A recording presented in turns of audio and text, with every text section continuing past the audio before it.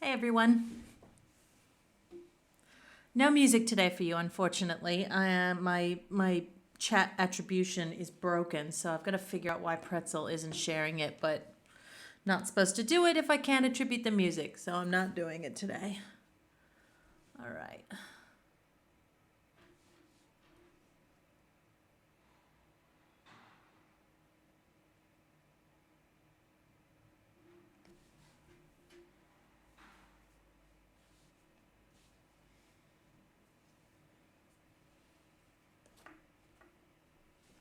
I should share on Twitter that I'm streaming.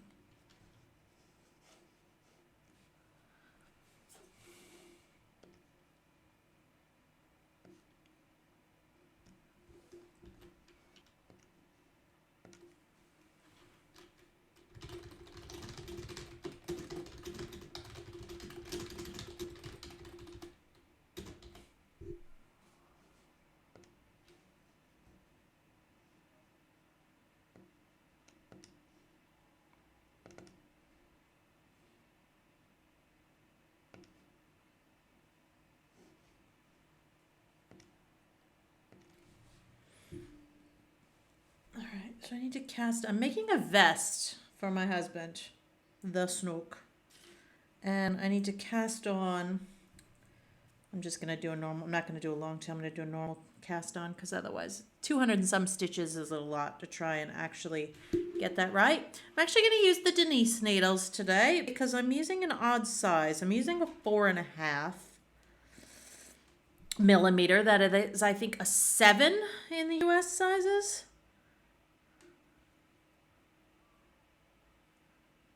So I got a lot of stitches to cast on. Look, should I be knitting a swatch first to test this? Of course I should. Am I?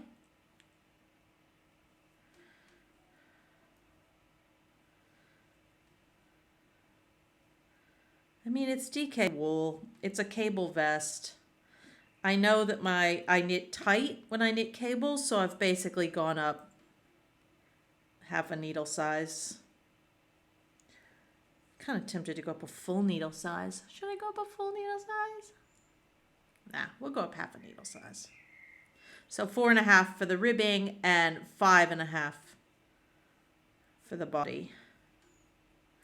And I am using to knit this, the vest is called Dr. G's Memory Vest. And I've just found it on Ravelry recently. Let me put the link in the chat.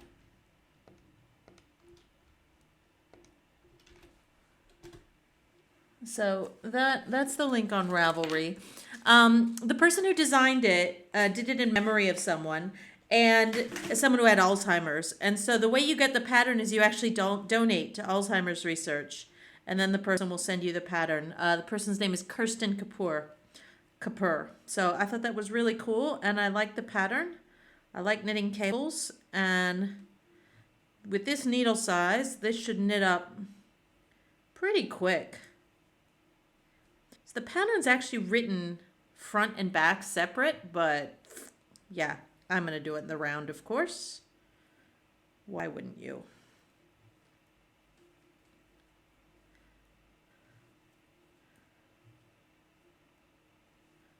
So we're just going to wing it.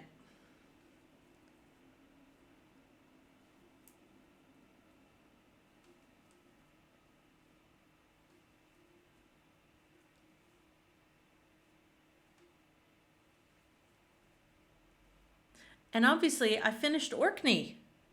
Oh, I should have put it into the, let me see if I can put it into the slideshow.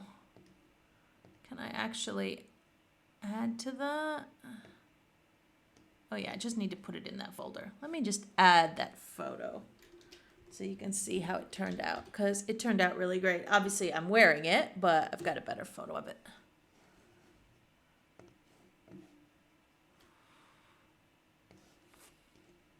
Projects.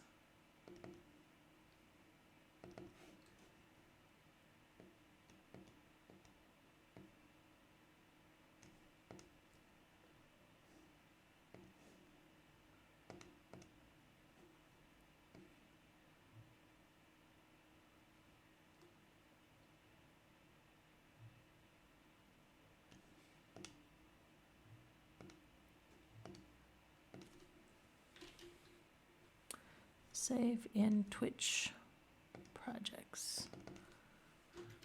Orkney. Let's see if it comes up. Otherwise, if you want to see the blog post, I blogged both it and Lenatus because I realized I hadn't done them yet. So I wrote a long blog post about them, and I'll put that in the chat too. So the blog post is there with the details for Orkney, which obviously, as you can see, turned out really well. I'm actually wearing it. I do find the Rowan felted tweed just a little bit itchy, not gonna lie. So around the neckline, even though I did the V-neck, it's still a bit itchy. Maybe if I wash it a few more times.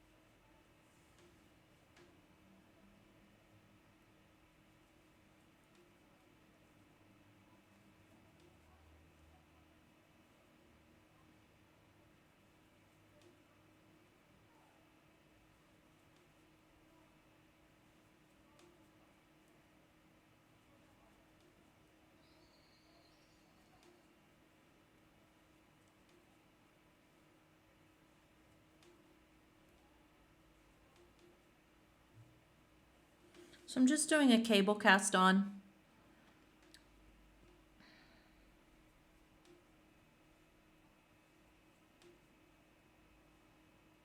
Normally I like doing a long tail cast on, but given that I've got to do 200 and some stitches, the chances of me getting the knot in the right place are slim. There's Orkney, so it did come up. Let me pause it.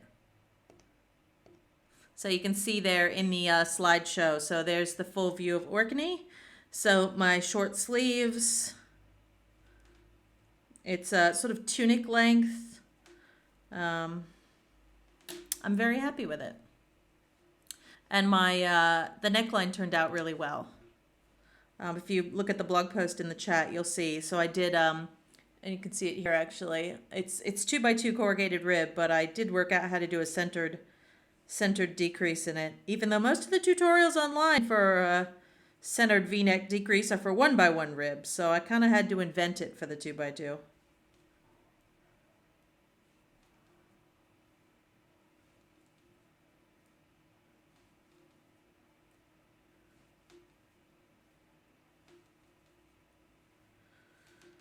right, I'm going to start putting some stitch markers along here just so I don't lose count.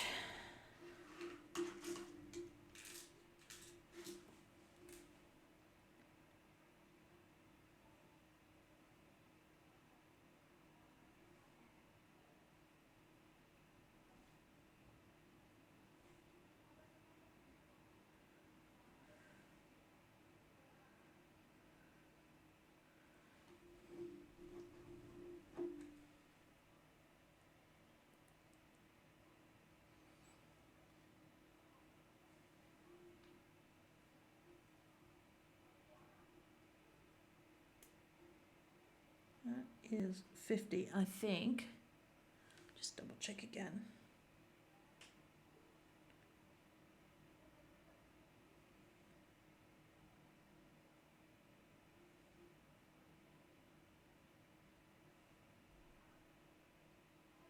Yep, cool.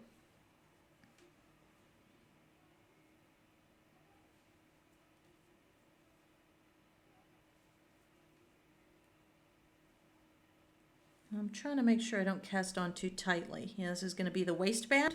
This is going to be knitted, a vest knitted in the round. Well, in the round up to the armholes anyway.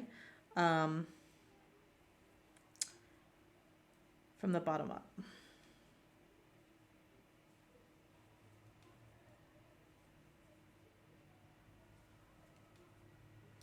It's got cables. I've been itching to knit cables again for a while.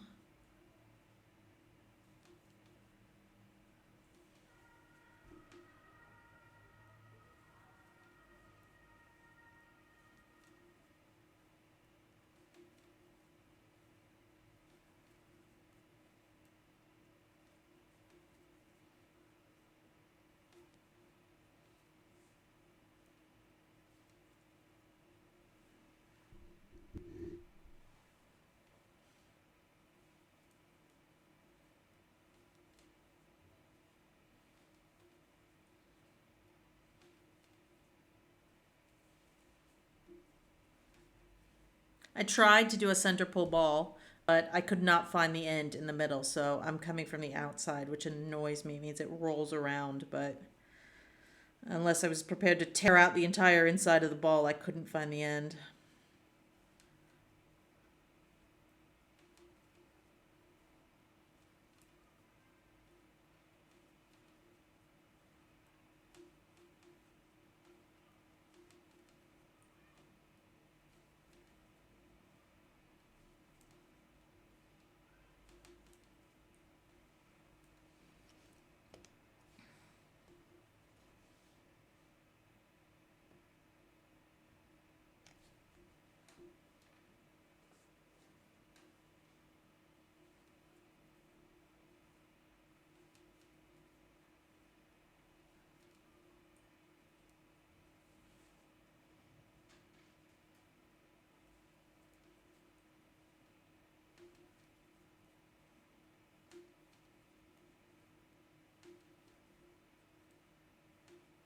See what I do is when I make a stitch, I use my other finger to kind of try and space them out a little bit. All right, let's check how many I've done this time. That was 50. 2, 4, 6.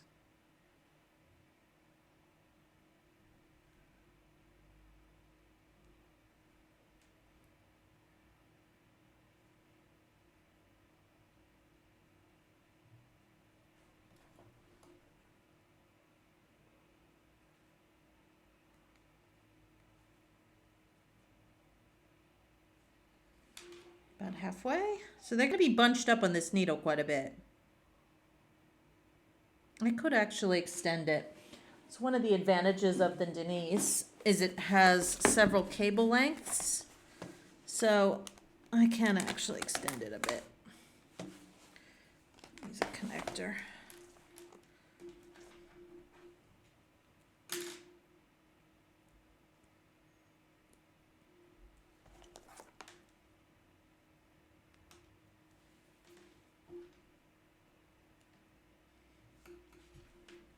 That might be too long, actually. He's not a huge guy. I'm actually making the second size, so maybe not quite such a big.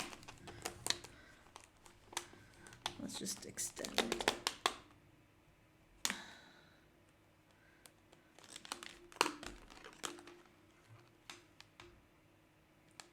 Let's try that one.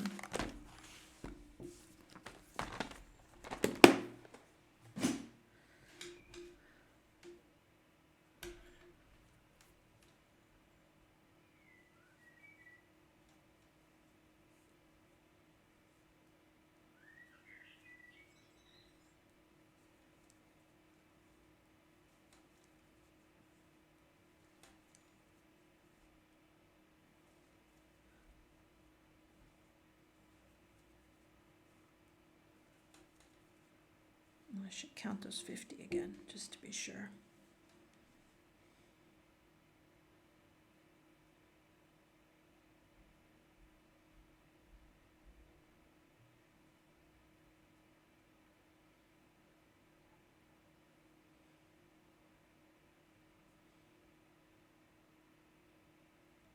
Yep, cool.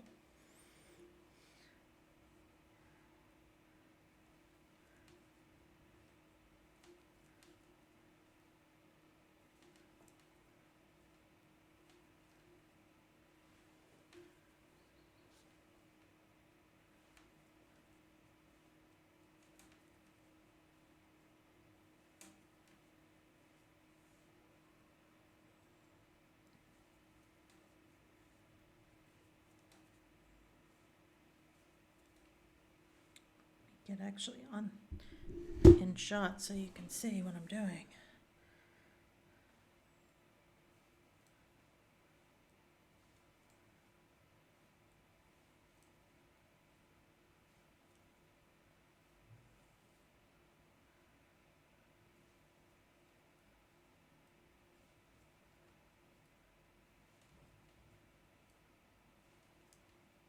So I'm going for 210 stitches.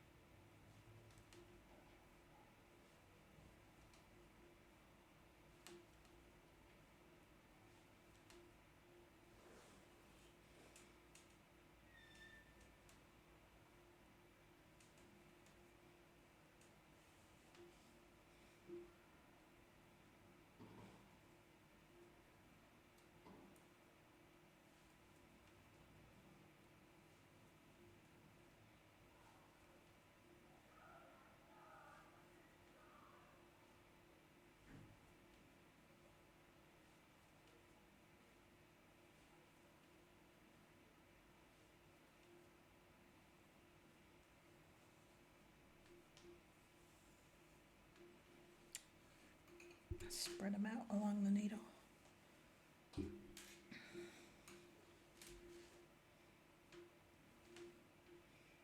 Obviously, one drawback of the Denise is this plastic cable is quite thick, and it's almost a little. I mean, it's smooth, but because it's plastic, it's almost a little tacky. So stitches don't slide quite as easily as they would along like a fine wire or nylon cable.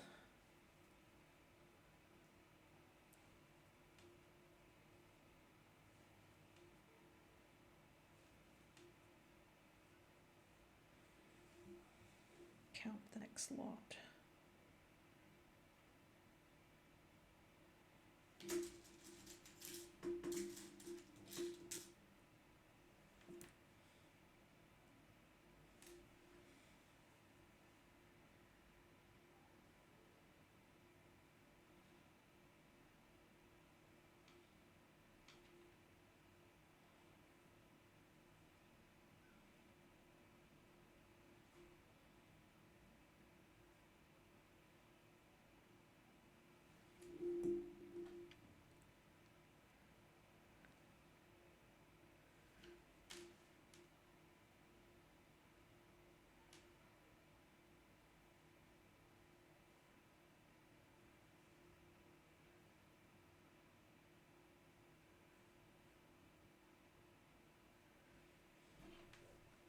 Don't even remember how I got the Denise needles. I don't think they were widely sold in Australia. I must have ordered them online.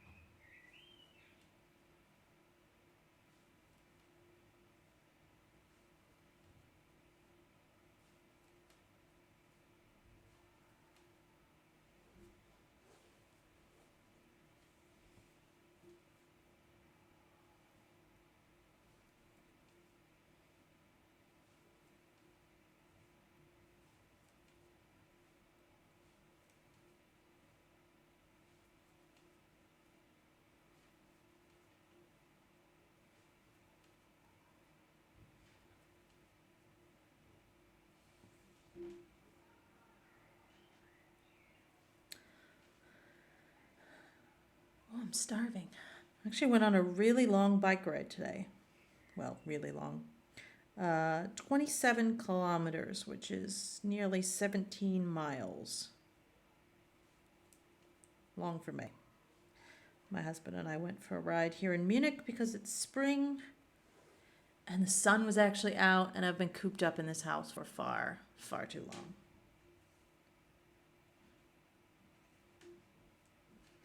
All right, we're getting to the end of the cast on here, and that's when I will be joining up for knitting in the round. And I'll show you how I do that. Make sure it's not twisted. It's the most dangerous part of knitting something in the round. Making sure you're not knitting a Mobius strip. That can be fun if you're making a Mobius cowl, but in every other situation, it is bad. Let's keep scooching these stitches along.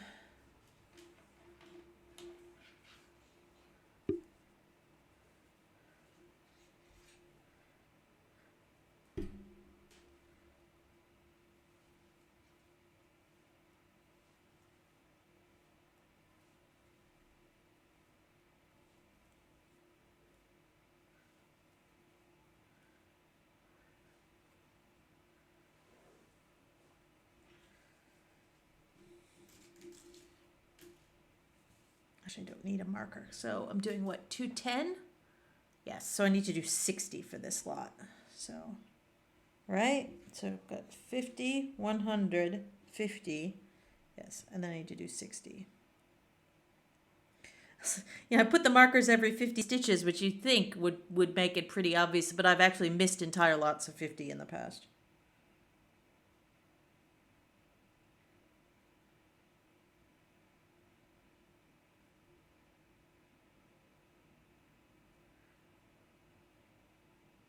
Oh, I think I've gone too far.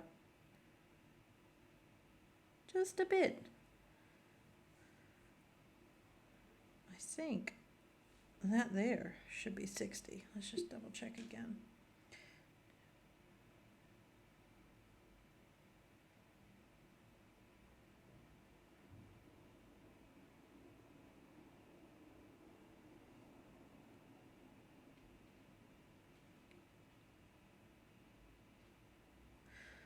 $210. All right, 210 all up. So now I'm just going to spread them out so they're stretched evenly around my circular needle. Let me move the bowl so you can actually see what I'm doing here.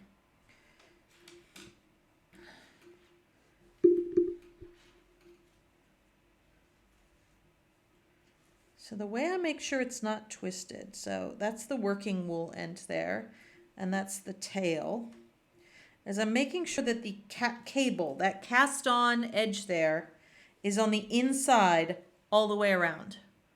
If you can see that, get it all in the frame. So I can see that is on the inside of the circle all the way around. Therefore, it's not twisted. So as long as I don't twist it here and I start knitting from this position, we are good to go.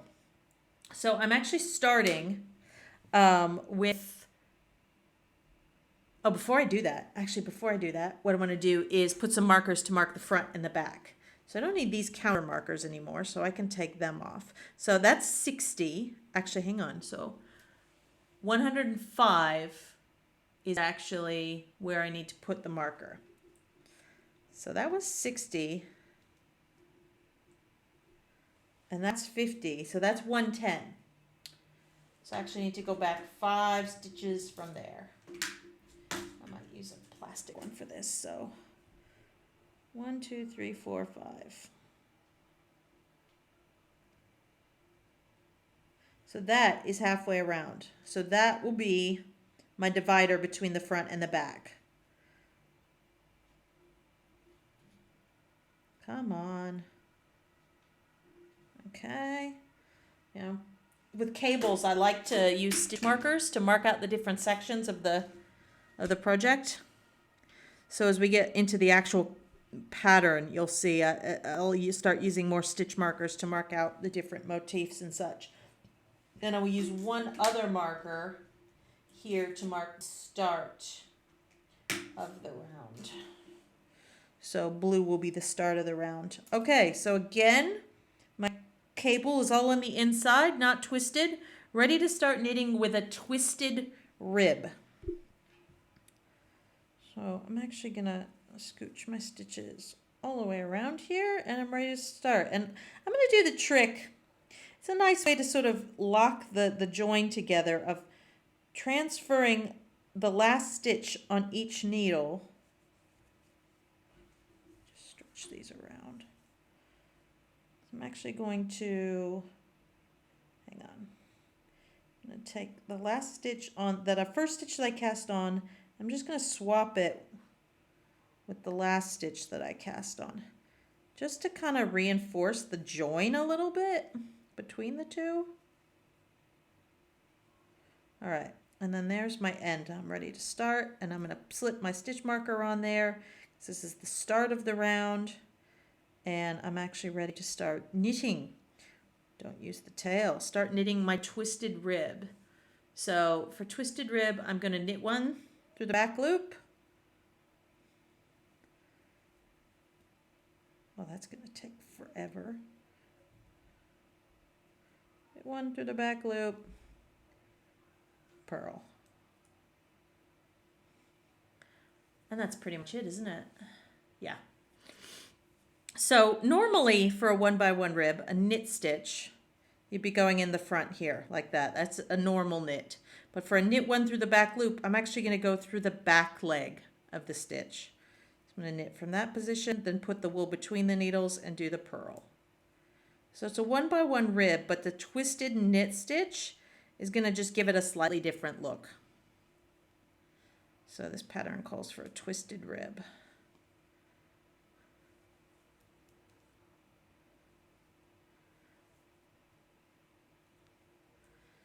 And I do 9 rows of that. That is going to take me a while.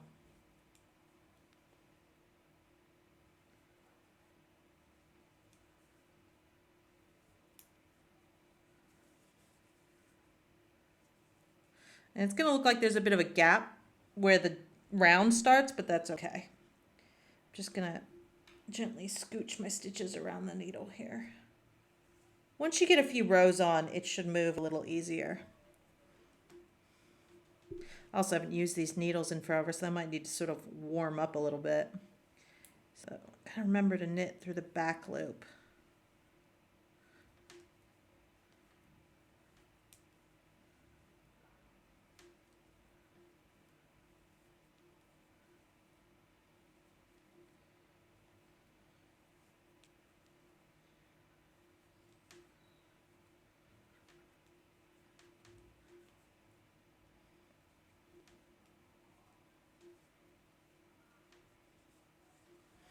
And I love this wool. So the wool is Joe Sharp Silk Road DK Tweed.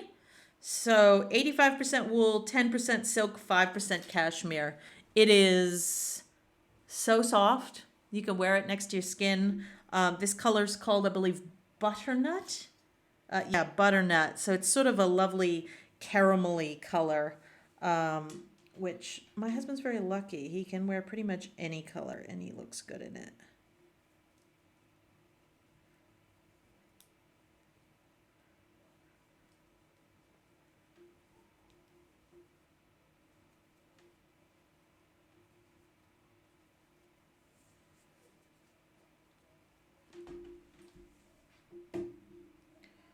Keep moving the stitches around. And because we made sure they weren't twisted, we don't have to, and now they can twist up and that's fine. As long as we got the, they weren't twisted when we joined it up, it will all be fine in the end. The other thing you can do is if you have hundreds of stitches and it's actually, like if you're using a dark wool or you're using very fine wool, it can be quite difficult to actually see that it's not twisted. Like with this one, it was fairly easy. And so the other thing you can do if you're not sure is to actually knit the ribbing or knit the first few rows, actually just going back and forth. Because once you have a few rows on the project, it's much easier to tell if it's twisted when you join it, and then you can just sew that bit up at the end of the project. So that's another sort of cheat. But with this thick wool and this sort of stiffer needle, it's actually fairly easy to tell.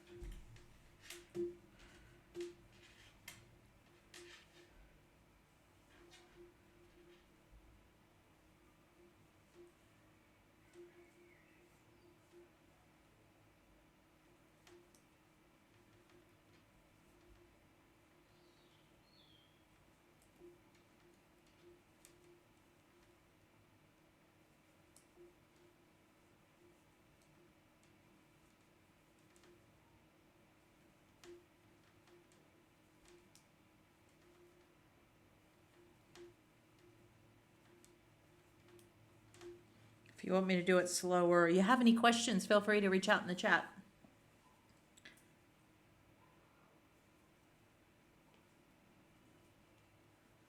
But, you know, the trick with ribbing and the thing that beginners always mess up is you've got to remember to move the wool back and forth between the needles. You know, when you knit, we say when you knit, the wool is at the back of the work. So the side of the piece that you're knitting that's facing you is the front, and the side on the other side of the needles is the back. So right now the working wool is in the back, and that's the position it needs to be in for knitting. So I can knit this stitch. But now to purl, it needs to be in the front. So if I try and purl from this position, what you'll see happens is I actually make an extra loop over the needle. I've made effectively a yarn over, a very tight yarn over, which is not intended. It'll make a hole in your knitting. So all you do before you purl is you move the yarn between the needle tips to the front. Now it's where I need it to be to purl, and I move it back to the back to knit. So if you're trying to do ribbing, and you find that you end up, like every row ends up a few stitches longer than the previous, or your scarf is getting wider as you go, it's because you're inadvertently creating yarn overs. You're not moving the wool back and forth between the needles. And sometimes patterns will tell you to do that for a particular effect. So it'll say yarn forward or yarn to back, yarn to front. And all that means is to move the wool, working wool, between the needle tips to wherever it says.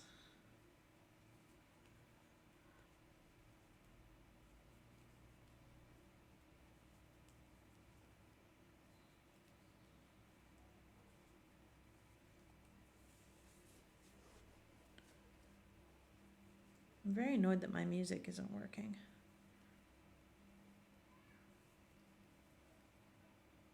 I mean, I can hear it. You just can't hear it.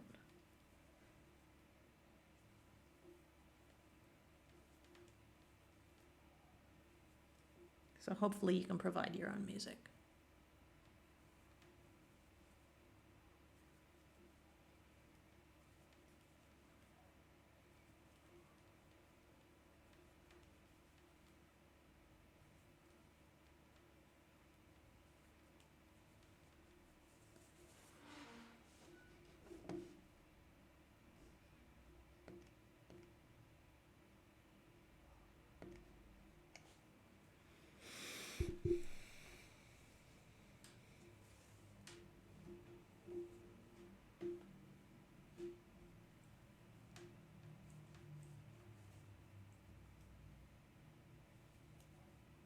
Oops, I knitted that plate. See, this is my biggest worry. I'm going to forget to do the twisted rib. So if you see me do a normal knit stitch, yell. I'll put it in the chat. I mean, you probably won't notice. On the finished garment anyway.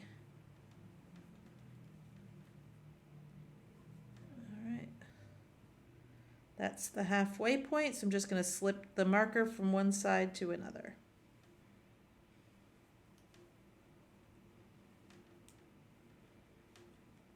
Now I could have, so the pattern, as I said, was written to be knitted flat. And so they had you cast on 105 for the front and 105 for the back. Now, if you think about it, doing a 1-by-1 ribbing, that means both the front and back are going to start and end with the same stitch because it's an odd number. And the idea is that when you sew the work together, you lose a stitch off. Basically, they've given you a couple sacrificial stitches for when you sew it up. So I could have removed a stitch when I modified it to be knitted in the round. Did I just knit that without twisting it? No, I don't think I did. So I've just opted to just double it, which is fine. 2 stitches, not going to be the end of the world. I just might have to adjust. It's just something, it depends on the designer. Some designers will add in some selvage stitches for you, knowing that they're going to be sacrificed when you sew the thing together into the seam allowance, and other designers don't. But when you're 200 stitches, 2 doesn't really make much of a difference.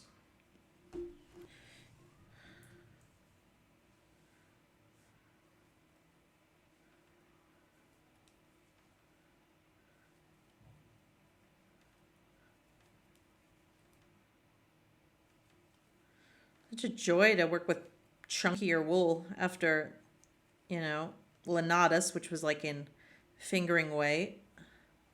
And then this, the Rowan felted tweed. Technically it's a DK weight. It's a little thin.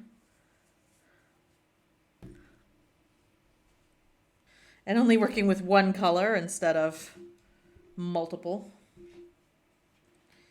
We will eventually get to some cables.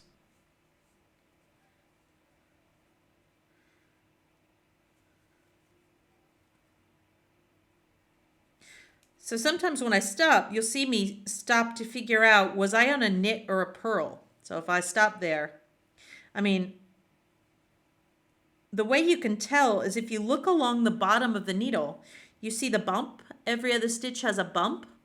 That was the purl stitch. Purl creates a sort of horizontal bump at the bottom. So by looking at that, I can tell. So purl knit, purl knit, purl knit, purl. I've just done a purl. So I can remember which one I'm on. So I'm looking at the bumps. To, you know, reading your knitting is a skill you get the more you do. And it's pretty important when you put your work down to be able to remember where the, maybe you're a person who just makes really good notes, but I find it easier to just learn how to read the knitting.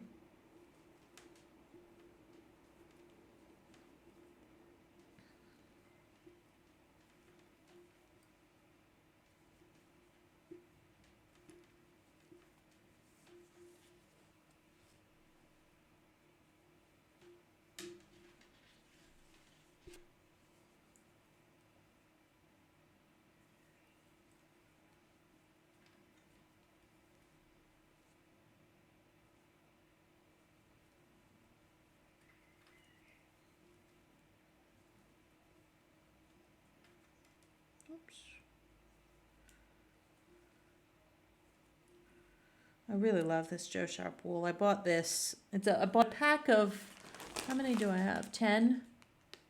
Yeah, it's 10 balls. Back in Sydney, my old Knitters Guild would have an annual de-stash where, you know, people would sell off their old lots of wool, and someone was de-stashing this. It's a full packet, which should be enough to knit his vest.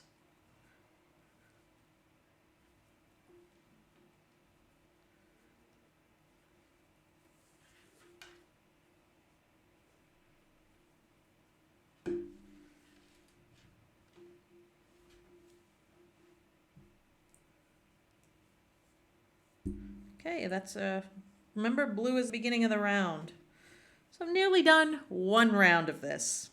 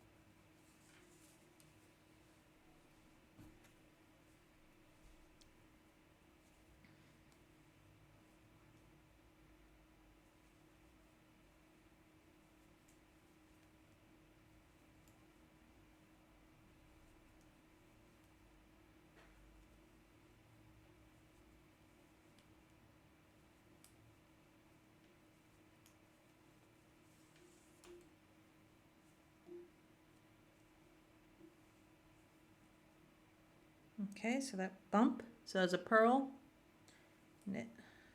And I am doing all the knits through the back loop because this is a twisted rib, remember?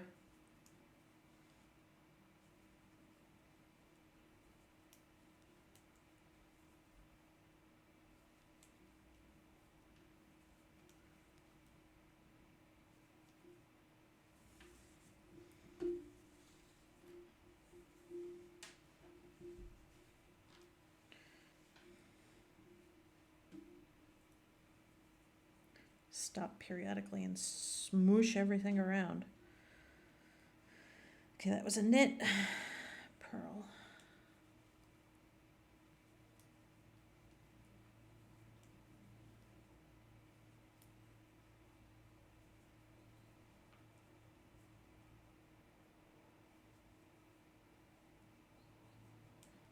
Okay. Knit, purl, and we're back to the beginning again. So one round complete. Move the marker. There we go. Starting round number 2.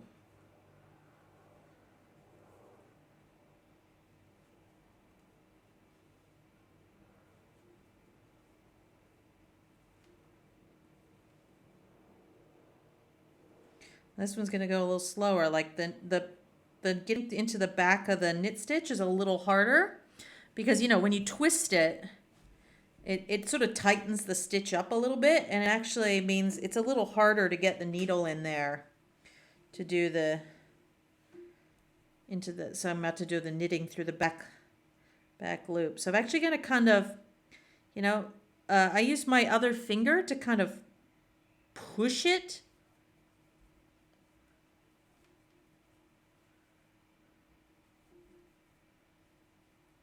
Sometimes it can be quite hard to get your needle tip into the back loop, and make sure you've actually gone into it properly.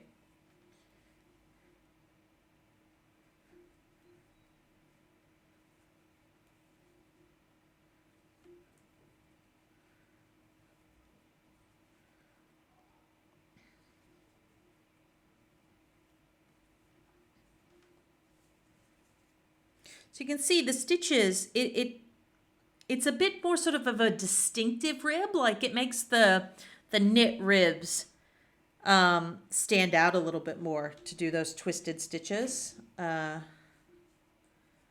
It's more of a decorative element. I mean, 1x1 rib never pulls in that much anyway. You know, the bigger your ribs are, the more it will actually pull in.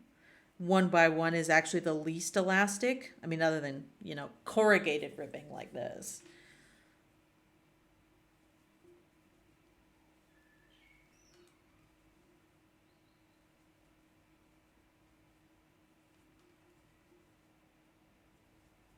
I think twisted rib is very inelastic as well. But it looks cool.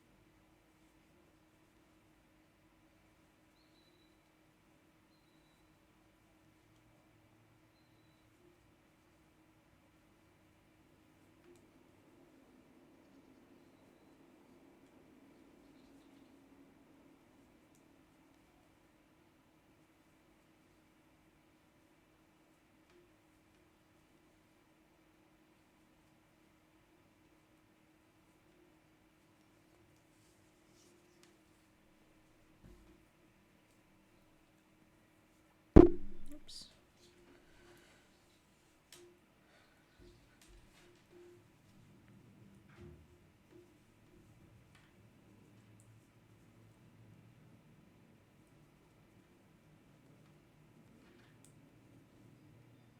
So I'm knitting the size for a 40-inch chest. So we measured him. He's actually a 38-inch is his actual size. And then I had him go and grab another vest that I knitted him that he liked the fit of. And he likes his vest fairly tight fitting, actually, because he wants him to go under a jacket. Look, this is going to be a slightly thicker one. This is probably the thickest. I think all the other vests I've knitted him have been 4-ply. So this one is going to be a little bit warmer.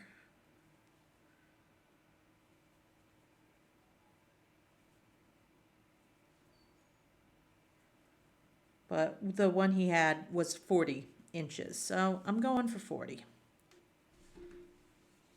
Sometimes the pattern will give you an indication of how much ease they recommend. Ease is the difference between the body size and the garment size, you know. Most of the time when you sew or knit something, let me turn on this extra light. Yeah. Most of the time when you sew or knit something, you do not make it the exact size of the person's body, because then it would be as tight as their skin. You can with knitting, because knitting stretches. But, you know, with a woven fabric, you always have to add in and make it a bit bigger for ease. And then sometimes, you know, sometimes some garments are baggier and some garments are more drapey and some are more skin tight. You know, you can even have, if it's an all over ribbed thing, like a ribbed top, you know, you might actually have negative ease. You might actually knit it smaller than the person's body because knowing that it will stretch. So I'm just going with 2 inches of ease on this.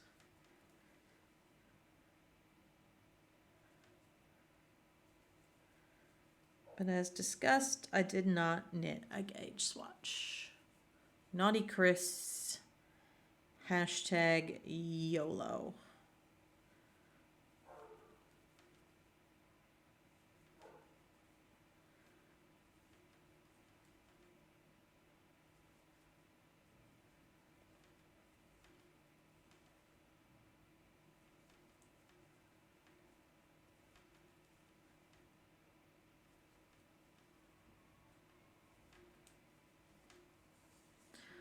Let me just, you know, now that I say YOLO, let me just check this wool that the pattern is written for. 100 meters per 50-gram ball. That is standard 8-ply sort of length, but I'm just going to look it up and double check. So 110 yards, 100 meters for 50 grams. This is 135, but it's got classic elite yarn sky tweed. Ooh, hang on. That's an Aran weight. But you know, this says 5 mil needles, which is pretty much an Aran weight as well. I'm going to go with it. It might be that the yarn it's possible that the yarn I'm using is not quite as thick as the one in the pattern. So if, as I'm knitting, I don't like, you know, the fabric is too floppy or the needles are too big, then what I might need to do is pull it apart and start over using smaller needles, but in which case I would knit a bigger size. And then that way, because, you know, smaller wool, smaller needles gives you a smaller garment, so I would knit a bigger size. But I think we're going to be okay.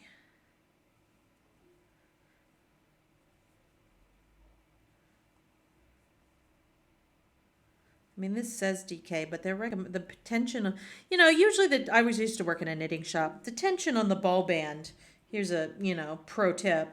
If you get the metric needle size and double it, that will tell you, at least in Australia, you know, how we would gauge the thickness. So a 5 mil needle, which is what this is recommending, is normally what I would call a 10-ply or an Aran weight or a light worsted.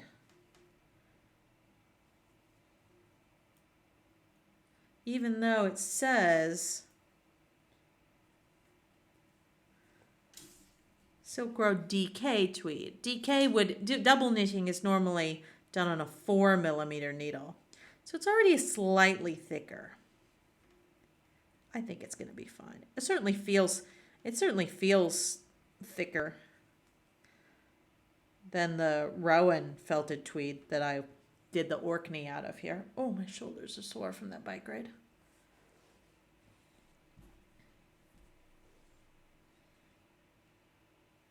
And I'm sure the extra meterage is just because, you know, silk and cashmere are a bit lighter than wool. So you get a little bit more meterage on the ball.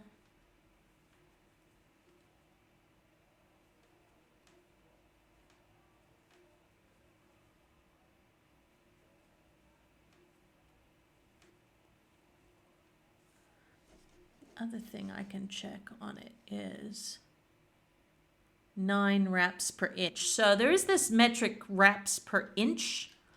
21 stitches and 28 rows over 10 centimeters. This is slightly thinner. I think what I've got is slightly thinner. So I've got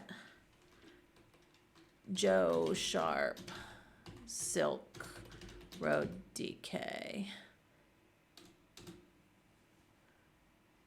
yarns. 9 wraps per inch. Ha! Actually, Ravelry categorizes this yarn as worsted, Aran weight. That is really interesting. As a 10 ply. Huh. Well, there you go. So I'm fine. Just double checking. So you can see here, now that I can stretch around, and I'll just make sure. So you can tell, nope, no twisting. No twisting all the way around. We're good. I'm not knitting a Mobius strip. Just don't slide off needle. Stitches. Back to twisted ribbing. I need to remember to sort of relax my shoulders.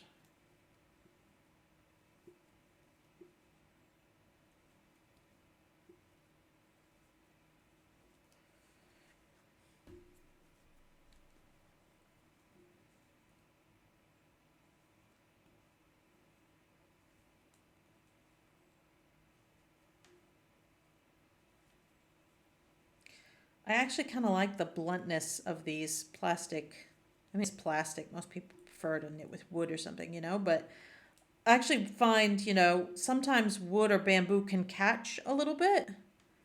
And this obviously isn't catching at all.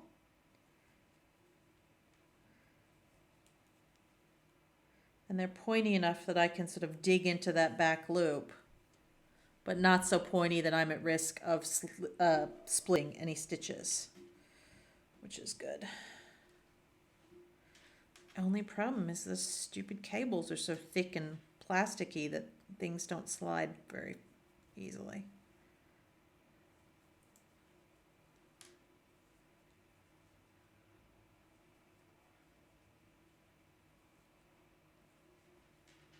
Oh, a few people joined in. Hello, welcome if you've just joined.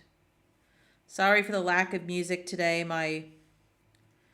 I use a service called Pretzel, and it's meant to be posting in the chat the name of each song. And for some reason, I changed my Twitch name recently. I think that's probably the culprit. It broke that. And technically, you're supposed to have that, or you know, you're not adhering to the copyright. And I don't want to tempt the copyright gods, so you'll have to provide your own music today. I will get on their customer support and find out what the deal is there. So this is, I finished the Orkney top, which I have been knitting for the last, gods, it was my New Year's resolution, and I'm wearing it right now. And it's just up right there in the little slideshow. So there's a blog post. I wrote about it on my blog over at web-goddess.org. It's in the chat. But now I'm casting on Dr. G's Memory Vest. So it's an interesting name. The idea is the designer, whose name is Katrin Kapoor, I believe. Let me just double check my notes there. Yeah, Kirsten Kapoor, designed it for someone who suffered from Alzheimer's. And so in order to purchase the pattern, you actually have to donate to Alzheimer's research, which I think is a really cool thing for a designer to do. Hey, Alizara. Oh, okay. I'm glad. I worry people get bored. Let me know if you want me to shut up. I can talk less too.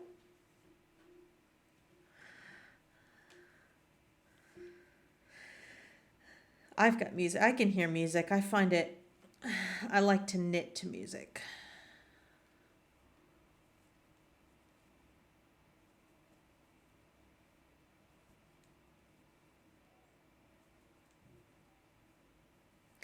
And so I've cast it on. Okay, you don't mind me explaining? I'll keep explaining. Yeah, so Dr. G's Memory Vest. If you have a look at on Ravelry, I put the link in the chat. It's a really nice men's, well, actually, I think there's some women have done it as well. It's a unisex cable vest, V-neck cable vest. And I'm going to knit this one for my husband, for the snook, as I call him. And so I've started by, well, yeah, they donating to charity is great, isn't it? I think it's really cool. Um, and then you just email her and she will send you the pattern.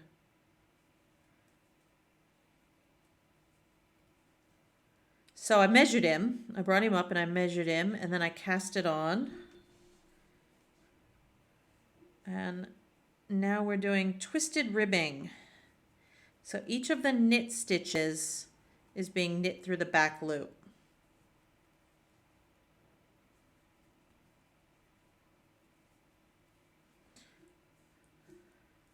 So I'm about to do a knit stitch. So instead of going into the front leg normally, I'm actually going to go into the back leg of the stitch and knit it from there. So it's just giving it a twist. It's twisting that knit stitch every single time, just twisting it. And you can tell it sort of makes it stand out a little bit more. Nice decorative effect.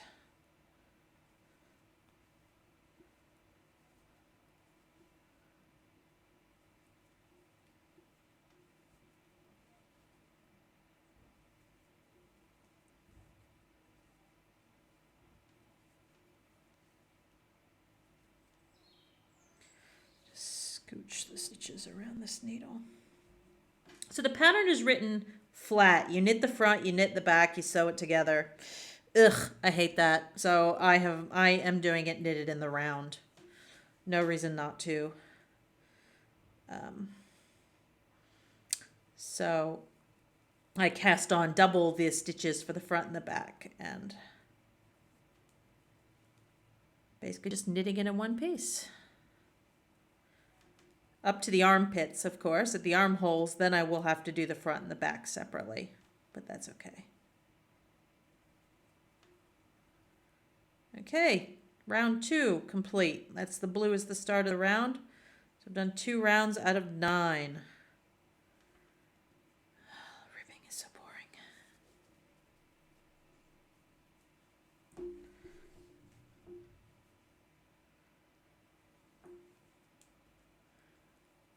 Are you knitting anything, Elizara?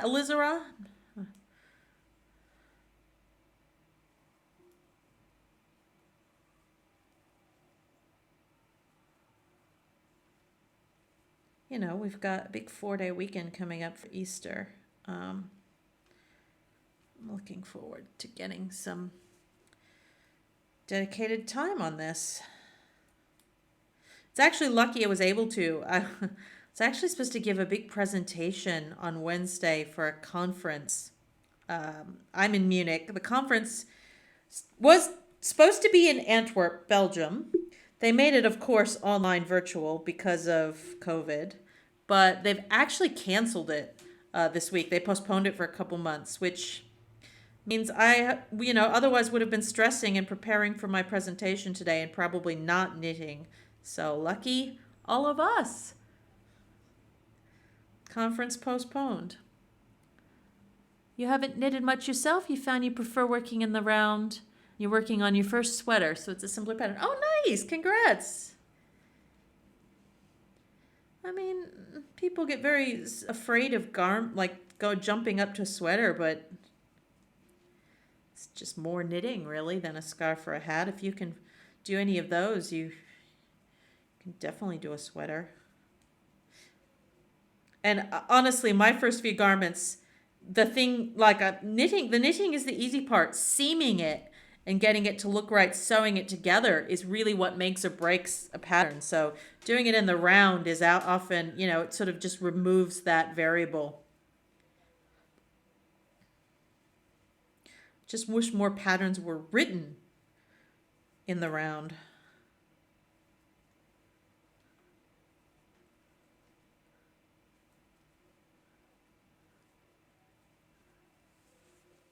What pattern is it? Does it have a name?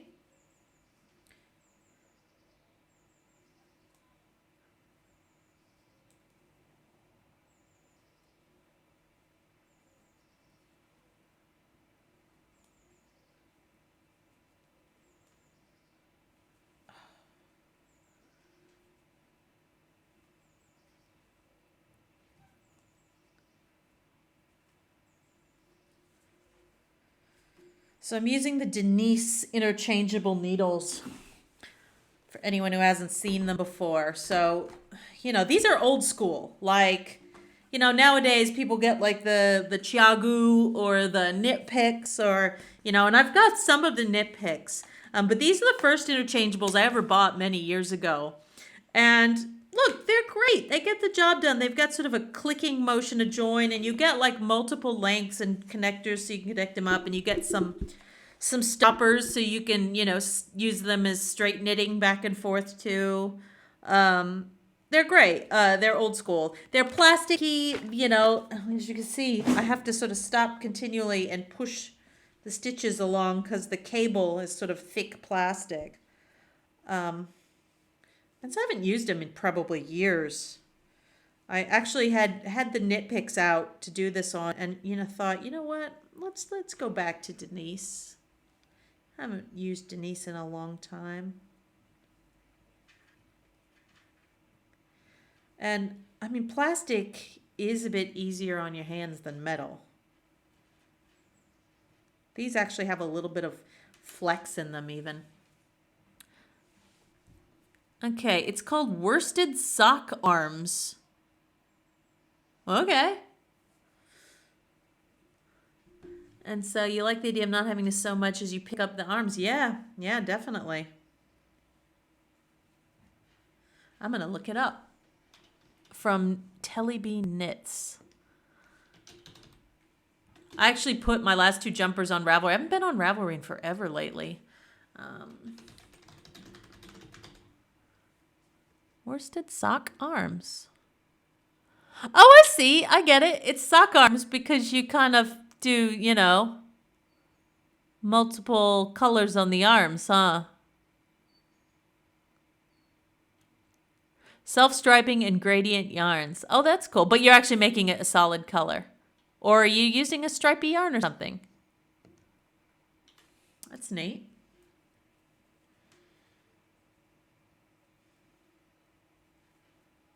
You make it in the round like a sock too.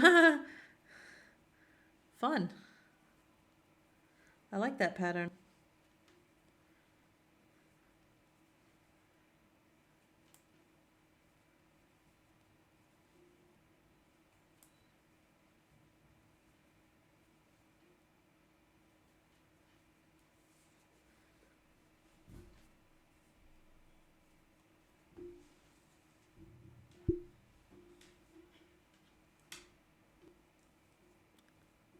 Using a green solid color. I'm thinking the first garment I knitted for myself was from, it was knitted in pieces. It was knitted in 8-ply yarn. I did a terrible job seaming it. And it actually had a ruffle at the bottom. It was just like a plain stockinette 8-ply jumper, but instead of having a ribbing, it had a ruffle at the bottom of the sleeves and of the waist. And which meant that to cast on, you had to cast on something ridiculous, like, 500 stitches, because then you immediately decreased, and then you immediately decreased, and you immediately decreased until you get down to the normal number. But yeah, my first ever garments, I had to cast on hundreds of stitches. Do not advise that. I think I've knitted 2 or 3 things with a ruffle and never again. Not worth it. Not a ruffly kind of a person. Made mostly socks before. Maybe you can handle a pattern. I mean, if you can knit socks, you can absolutely knit a sweater. It's just bigger, and you made a really big blanket. Oh, wow. Like a single size. See, I've never done knit, and I'm thinking about it because I've got all this yarn left over from Orkney and the colors go so nicely together. I actually got most of the colors left over. So I was actually thinking of maybe, I know, heresy, getting into crochet. Actually I did. I crocheted one throw that's on back in Sydney on the couch, which isn't even a single bed size, not even. But I was thinking of crocheting like some hexes out of these colors because they're so nice and just using it up in that way. So crochet just a ton of hexes and then join them up.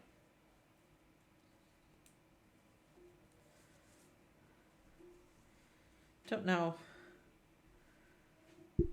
Don't know how many I could get out of what I got. I suppose I can always buy more.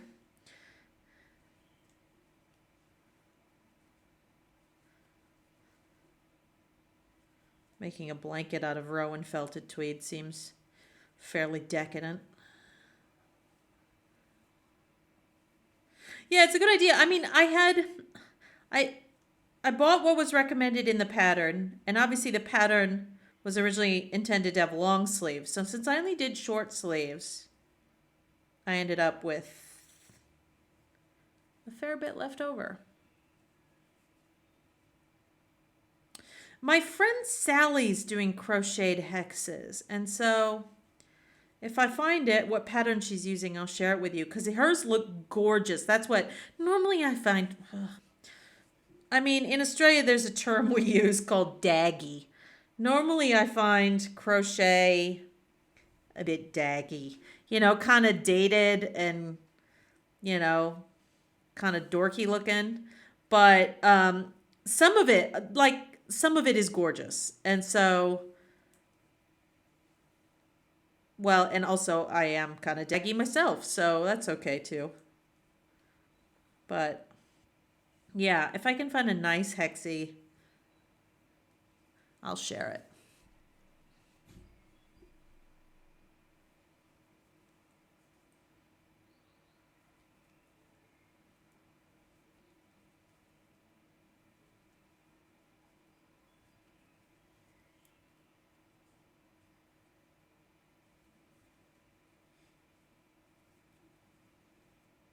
Twisted rib, you are so tedious. One by one rib takes long enough anyway because you got to keep moving the arm between the needles, but then you throw in the twist as well, which adds that, half second longer.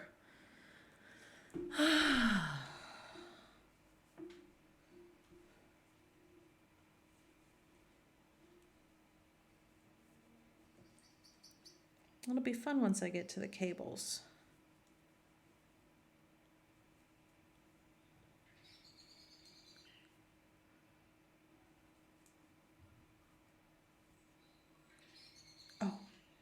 I got so scared. I was like, is it 7:30? No, it's because we had daylight savings. No, wait, it is 7. Is it 7:30? It is. Holy crap. I was like, is it 7:30 or 8:30? It's 7:30. All right. Let me just message my husband and get him to put the stew on pressure cook.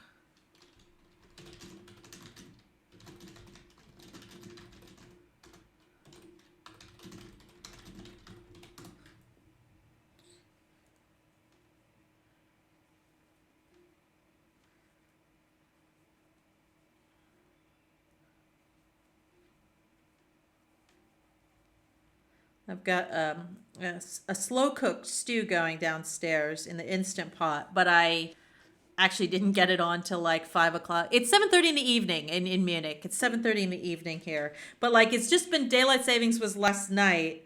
So I can't remember which clocks have auto updated themselves and which haven't. But my piece laptop matches my watch, so which is correct. So 7:30. It is 7:30. Where are you? Are you in the U.S., Alizar? Alizara? Just going to say your name differently every time.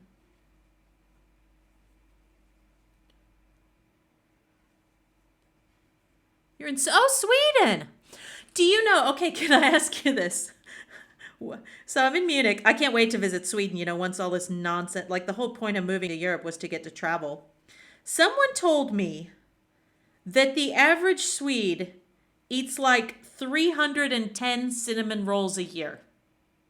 Cinnamon scrolly thing, which is that true? And if so, I want to go to there because you guys must eat more cinnamon rolls per capita. Is it like the national baked good or something of Sweden?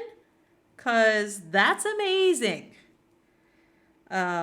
And yeah, we found a recipe like to make Swedish style because I think you make it thinner and roll it up more than like American style or Australian style. You eat a lot of baked goods.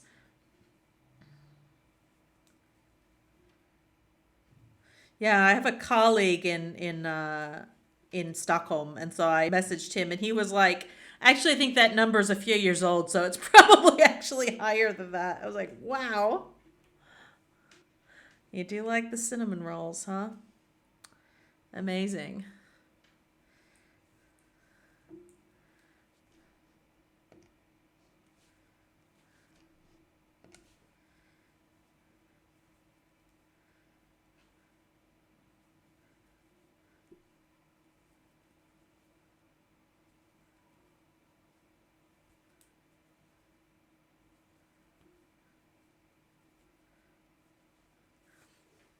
So, what time is it in Sweden? Did you not have daylight savings change, which we just did here in Germany?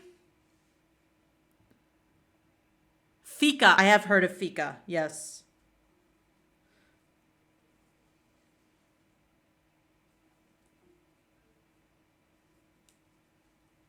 Some American friends of mine moved to Sweden for a year and blogged a lot about the food. Yeah, you changed as well. Yeah.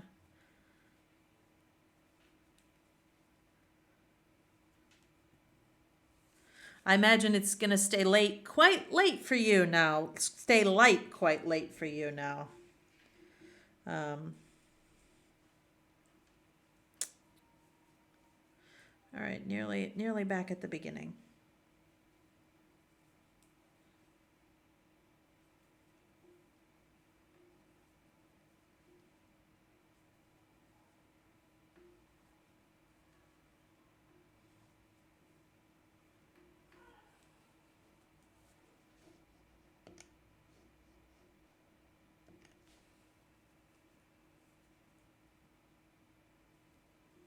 Oh, he's not responding to my chat message. You know what? He might have fallen asleep because we did have, as I said, a really long bicycle ride today. So, you know what I'm going to do? I'm going to run down to the kitchen and I'm going to switch the Instant Pot over to pressure cook for 20 minutes. I might even grab a beer. So, I will be right. You know what? You know what I'm going to do? I'm going to write a little note for you all, for anybody who logs in. I'm going to say, what do I got? Wait, that's what I've got. I've got a note card. Back in 2 minutes. Oh, wait. He's just messaged me. Yes, he did it. Never mind. I don't have to go. Okay, but now I kind of want a beer.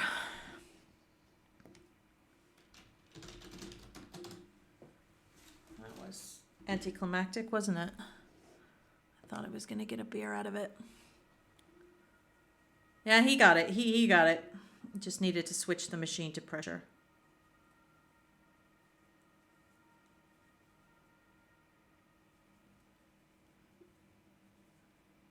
Hi, Fuzzy Loops. Thanks for joining us.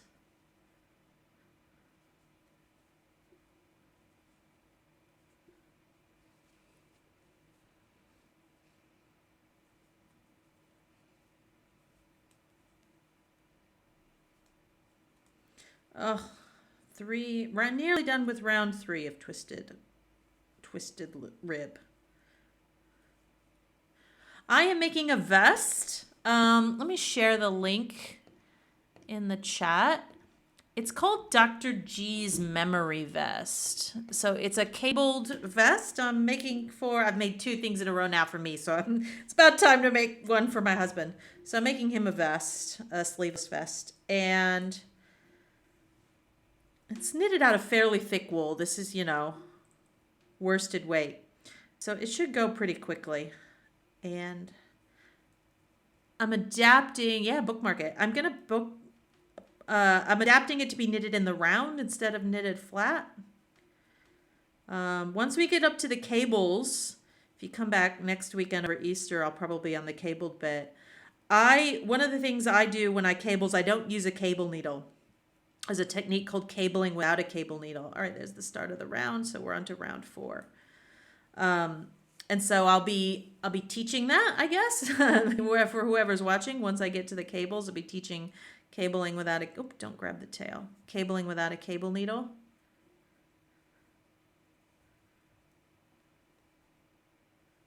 But for now, I'm doing the waist ribbing. So I've got it on a circular needle. So I flip it around so you can see it's not twisted. Yay! So this is it. And so I've just got the body in the back and put a stitch marker to mark, the yellow marker there is the dividing line between the front and the back, and the blue is the start of the round. And I've got to do 9 rounds of 1 by 1 twisted rib. So it's just taken a while. But I just finished this one that I'm wearing. This is called Orkney, and it is a ridiculous epic tale. I started it 8 years ago and finished it a week ago, which involved, of course, I knitted the whole body and sleeves up. Well, I knitted the body up to the shoulders in the round. I actually adapted it because it was meant to be a cardigan and it was meant to be knitted flat. And I said, stuff that, I'm going to knit it in the round, and planned to have steeks. And steeks are where you cut your knitting. So you knit it as a tube with no opening for the front, no armholes, and then you cut it, which sounds scary, but I think it's a Scandinavian technique. Correct me if I'm wrong, Alizar. But yeah, it didn't fit me. It didn't fit me. I knitted on it for like 6 months, got the body done, looked at it and went, that's never going to fit. Shoved it in a bag and left it in the corner for 7 years. Brought it to Germany and got it out for New Year's. I decided my New Year's resolution was to deal with it because it's all using this beautiful Rowan felted tweed, which is not cheap yarn. And I actually tried it on. I tried the tube over. It was never going to fit. So I frogged the whole thing. I frogged all of it over New Year's, around New Year's. Oh, thank you. I'm glad you learned from listening to me. I just feel a bit silly talking to myself, so it's always nice to have feedback. Yeah, I was sewing the arms on last week. That was the last step. So I frogged all the yarn. I skeined it up. I washed it. It was actually so dusty that when I frogged it, even though I'd sort of had it in a bag shut up, I didn't realize that would be the case, but it was like dander. It gave me an allergy attack. And then washed it, dried it, wound it into balls, and then started over again. And it was just ridiculously epic. If you go to web-goddess.org, there's a blog post detailing, because obviously I've changed it quite a bit. It's not a cardigan anymore. I actually did the math to work out how many stitches so that all the patterns go all the way around. They don't have any jogs in them. It was quite the project. It's kind of nice. Well, I was going to say it's kind of nice on this one to just follow the pattern, but look, I'm already adapting it to be in the round, aren't I? So I'm already changing it.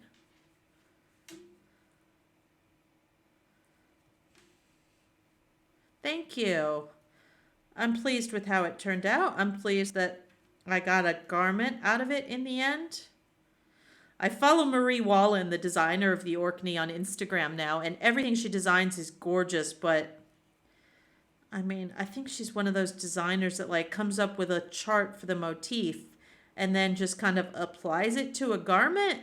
And sometimes that makes it harder to knit, than if you'd actually done the work to make it knit in the round. Or she's good with colors and designs. I'll just say that. I don't know so much about actual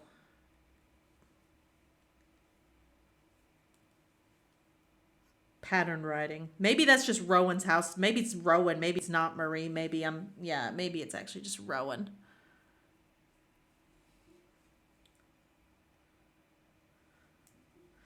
They publish Rowan patterns in magazines, so it's probably written just to like minimize printing space.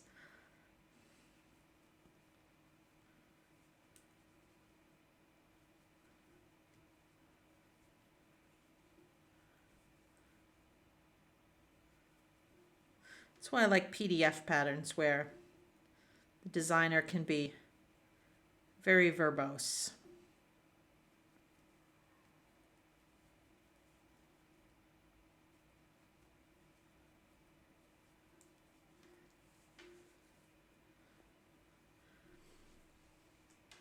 So what is fika? Tell me, I've heard of fika. Tell me what fika is. Is it a sweet?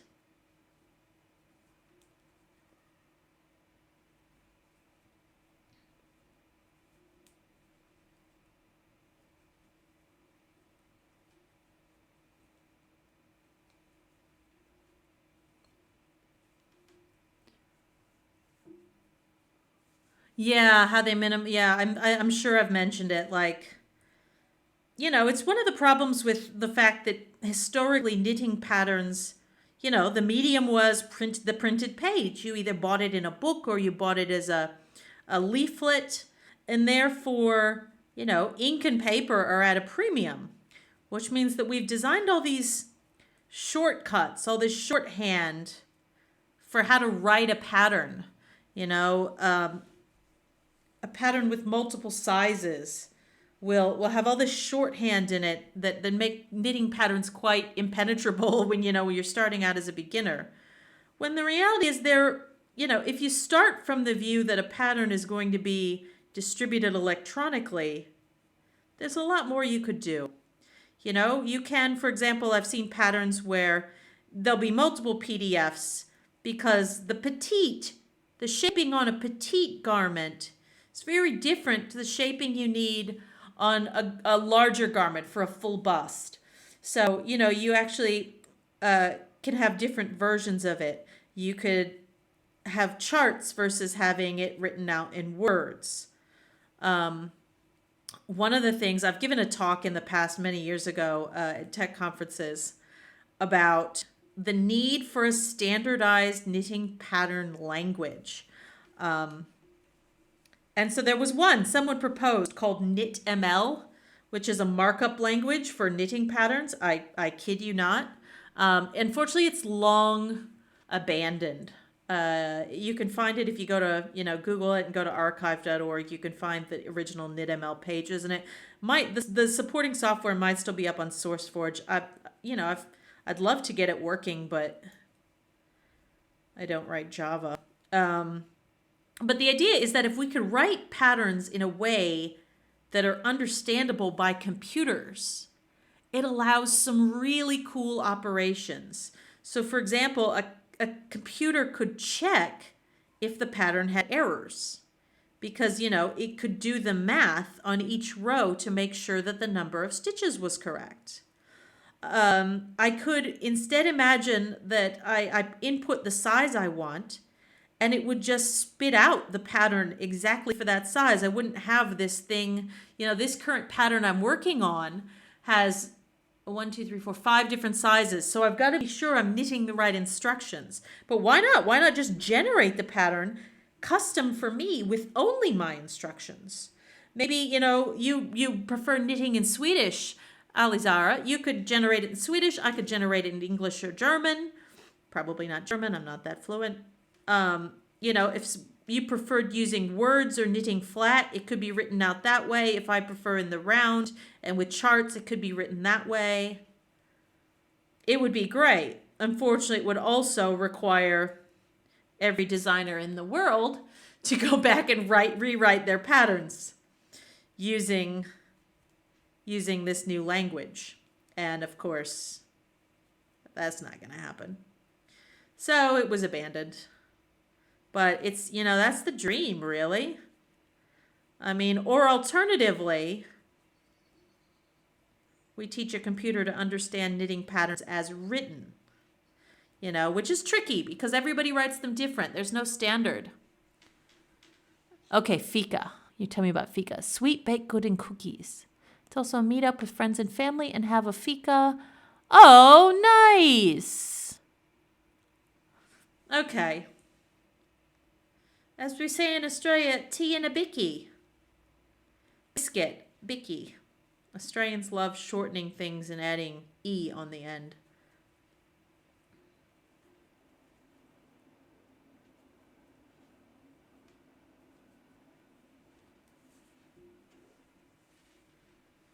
What a lovely concept. Are you guys the ones? The Swedish who have hygge, or is that the Danish? You know, the sort of coziness thing. Um, oh, I think I've seen fika at IKEA, of course. That's where I would have seen it.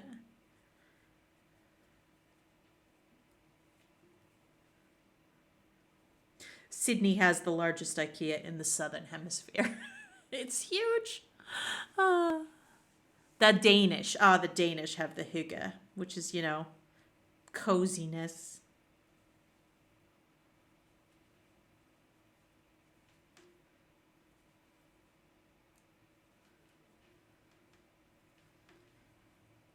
I wonder how my stew's going.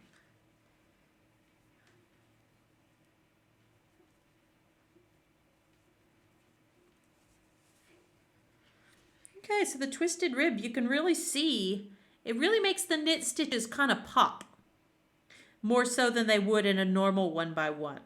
And it's not pulling in as much. Normally in a rib, the knit stitches kind of pull in and obscure the purl stitches, the purl stitches kind of recede. But in this, it's much flatter. Yeah, it's a decorative thing. I don't use it very often, but this pattern calls for it, so it just takes longer.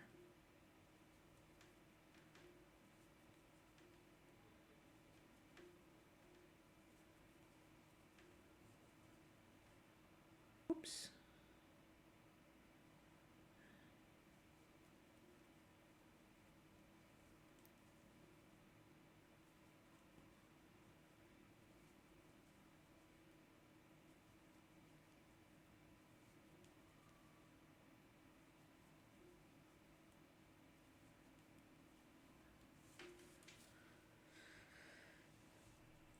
This yarn is just so nice to run through your hands. It's just really soft and squishy. After this, the Rowan, which is gorgeous colors, but hairy and itchy.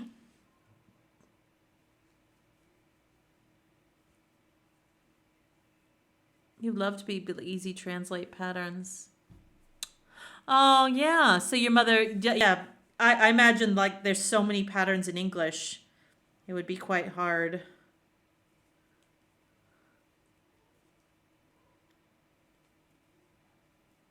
And I mean, it gets very tricky too. Like, at least knitting terms are fairly, you could translate. It gets very tricky when you're talking like crochet.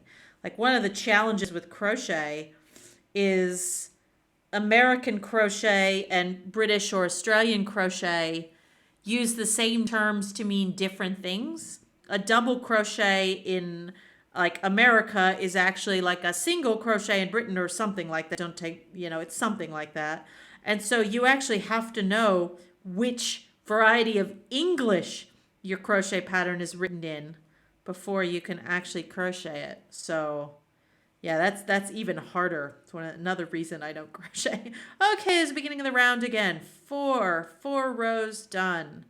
And I'll actually show you how I can count that as well, because I am keeping track, but you can count too. So if I actually hold it up and we look at one of the purl, you can actually see there are 4 bump, bump, bump, bump, 4 horizontal bars in the purl rib, which is how I know I've done 4. So if I put it down, I can actually come back and count the 1, 2, 3, 4 on the needle. Crochet is an interesting one though, because crochet, I think more so than knitting, really likes charts. And there's like an international language of crochet symbols. So I know that like back in Sydney, there was a bookstore that had Japanese crochet. The Japanese are doing some really gorgeous crochet, I should say. I was calling crochet daggy earlier, but they do some really gorgeous modern crochet.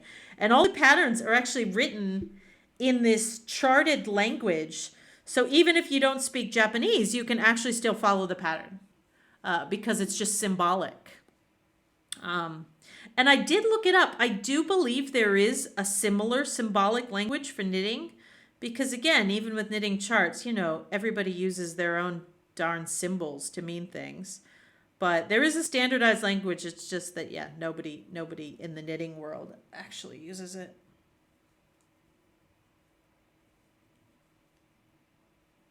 All right, so I'm at the halfway point of the ribbing.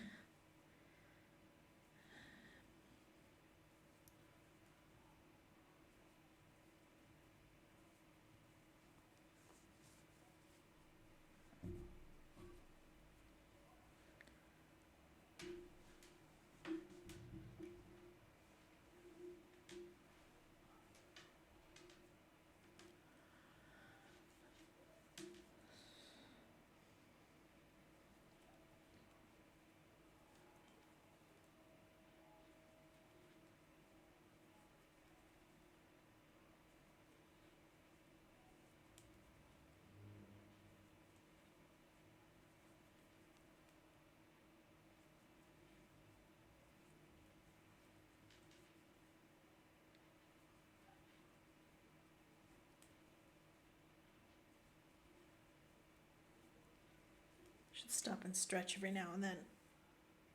My arms are so sore from riding the bike today. Oh. Actually, look like I got a little sunburn too, maybe.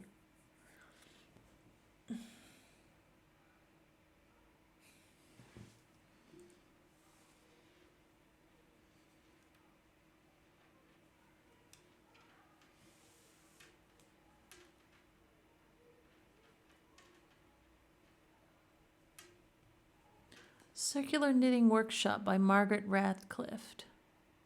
Oh, that's terrible.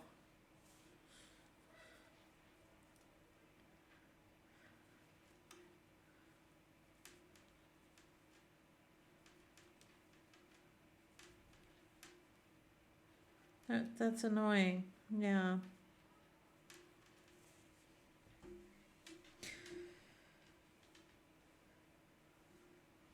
It's annoying that so much of it is just in English and not available or not translated. I actually feel bad. My German colleagues speak English with me.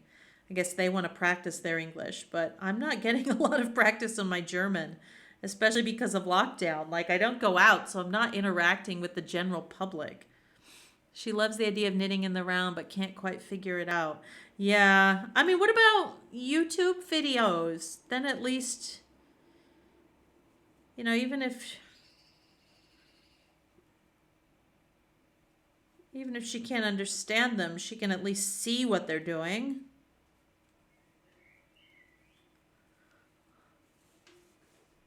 Knitting in the round is kind of just the light bulb of once you get it, you're like, ah.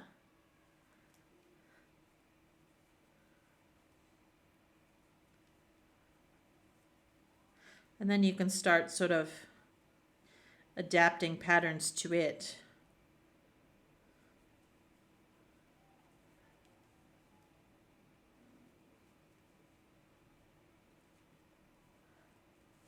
A lot of terms she wouldn't understand. Yeah.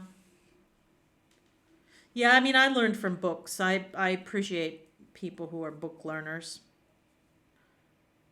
And then I do a class to make sure I understand it correctly, but most of my knitting has been from books.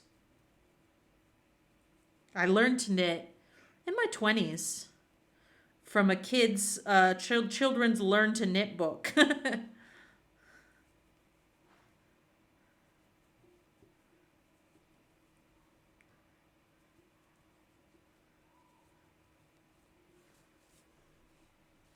You always had a hard time following patterns? Yeah. I think I was a lot more sort of strict with the patterns when I started out.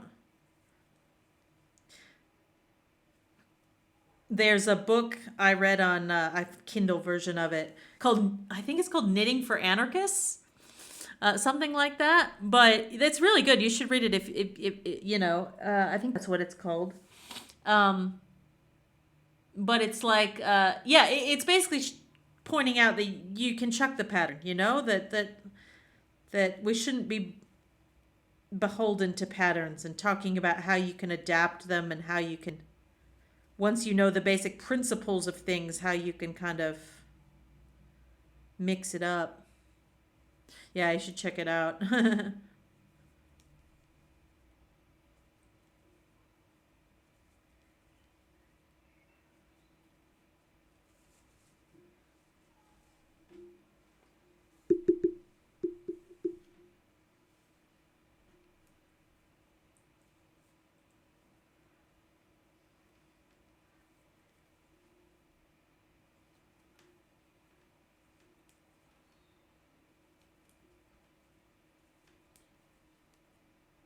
Okay, there's the middle point. So I'm exactly halfway done with the ribbing.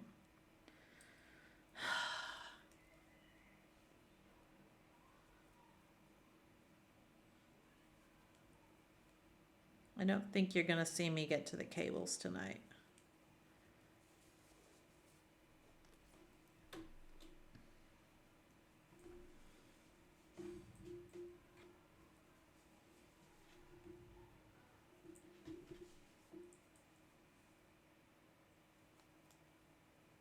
I actually need to change the schedule. I think my schedule has me knitting in the mornings, but I think now that we're getting into better weather, it will probably be an end of the day thing because I have a feeling I want to get out of the house more during the day.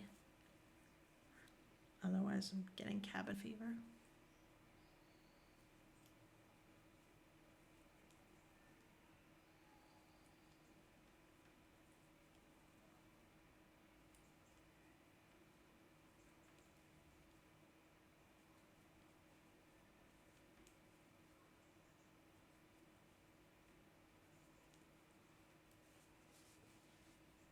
Your pattern for socks is actually for DPNs, basic Swedish pattern.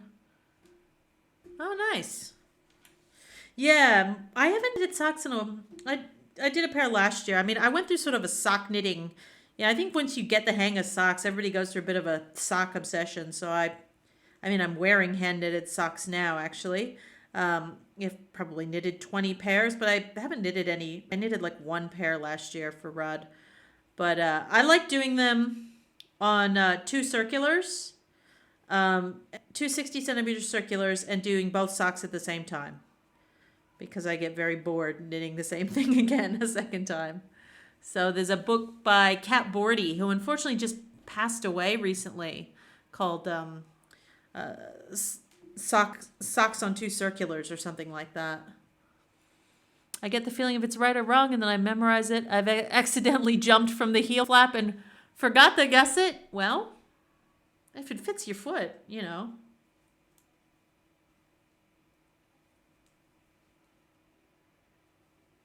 It's really all that matters. Point of the gusset really is just to decrease the number of stitches. Yeah, it didn't fit. Well, yeah, then you knew something was wrong. Yeah, DPNs. I don't. I tried them out a couple times and was like, no, thank you.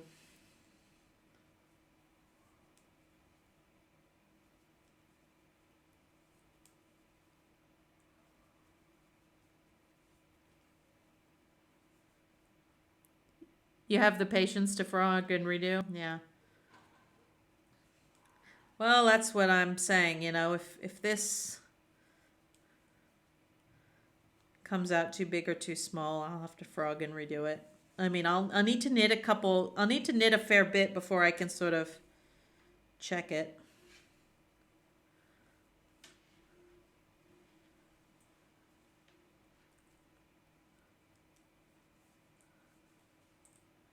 Well, I find DPNs, they just, you know, especially the old metal ones, they would just slide out of all your stitches.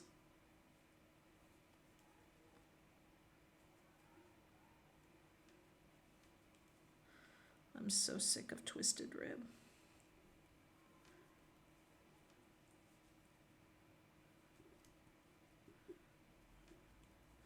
And you know, you get the set of 5 and you make the square, or you get the set of 4 and you make the triangle, and ugh.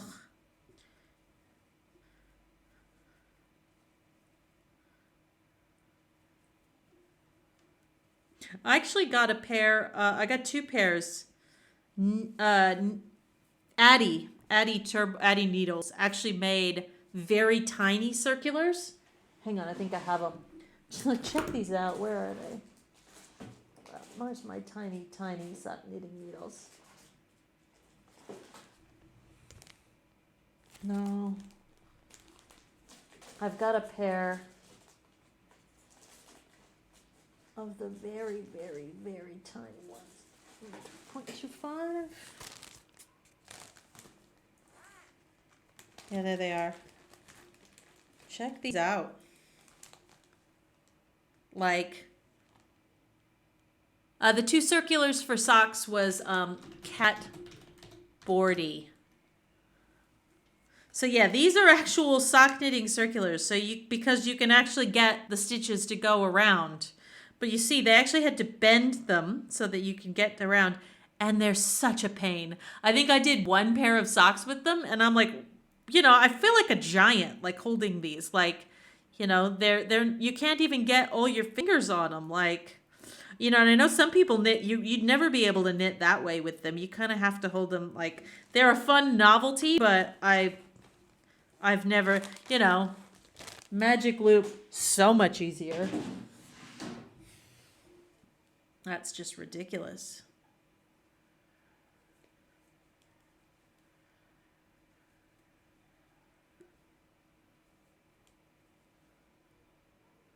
But I mean, you don't need the book actually. If you just Google socks on two circulars, it's the same. If you can magic loop, it's basically the same. You have 50% of the stitches across one circular needle and 50% of the stitches across. Imagine having only two DPNs. Imagine that. So you had 50% of the stitches on one DPN and 50% on the other. But because they're circular needle, they're bendy. And so you just you take one circular needle and use both ends and just knit across 50% of the stitches and then flip the whole thing around and go across the other. It's essentially the same as magic loop. Just magic loop uses one needle and you pull the excess out. I just find the two circulars, that's the one I learned with, so I find it a little bit more natural. And you can easily, if you get two 60-centimeter circulars, fit two socks on it. So I'll start one and do like the cuff, start the other, do the cuff, and then slide them on next to each other. You usually have to turn the heel and do the gusset individually, just because otherwise because you have to kind of turn the socks sideways.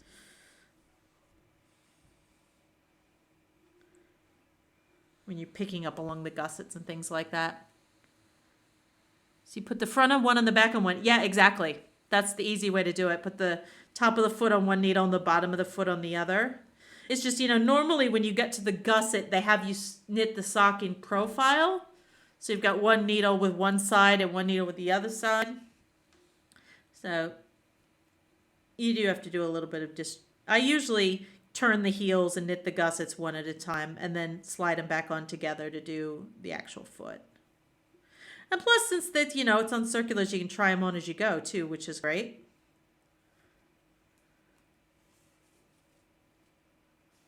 You did it, yeah, just on one. Yeah, if you've got like an 80-centimeter circular, it's the same thing. It's just instead of pulling the loop out, that's the point where it switches from one needle to another.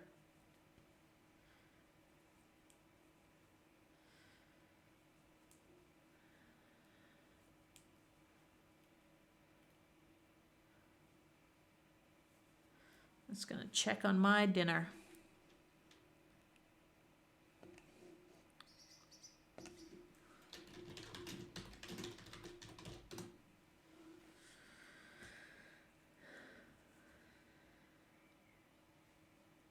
Okay, 5 rows.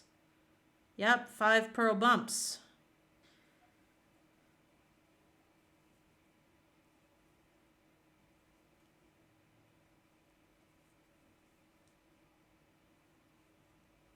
God, imagine doing an entire jumper and twisted rib.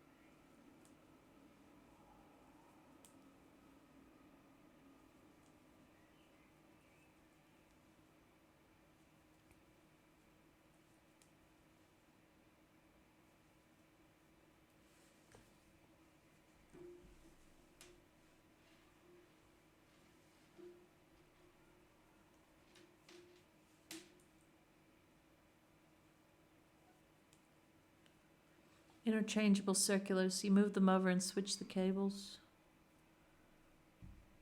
Yeah, and these, I mean, these I am slightly worried. They do click, and so they could easily pop off.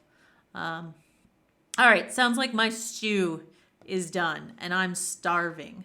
So I'm probably going to call it, look, we've done 5 rows so far. I'll keep working on this, and so next time you see me, I should be onto the cables, and we will do some cabling without a cable needle. So have a great start to your week. Thanks for joining me, Alizara. I really had a great time chatting with you. It's always a bit sad to be here by yourself talking into the unknown. So it's very nice to have someone join you and talk to you. And good luck with your worsted sock arms. I can't wait to see that. You'll have to share a link next time. So have a great week, and I will see you. Bye.